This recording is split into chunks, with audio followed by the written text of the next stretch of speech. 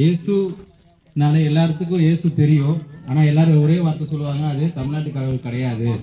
அவர் அப்போ நல்ல அற்புதம் அடையாளம் செஞ்சாரு, இந்த காலத்துலயும் செய்யறாரா அப்படின்னு அநேக பேருக்கு கொஸ்டின் இருக்கலாம்.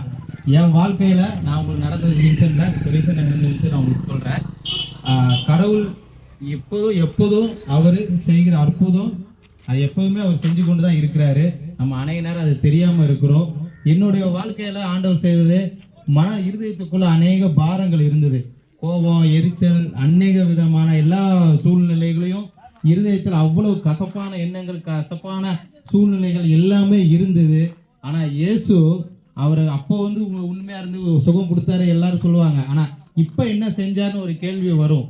ஆனா இயேசு எனக்கு ஜூலை 4ஆம் தேதி இருதயத்தில் ஒரு பாரத்தை என்ன பண்ணாருன்னா, இயேசு அந்த பாரத்தை எனக்கு எடுத்து போட்டதை நான் உணர்ந்தேன்.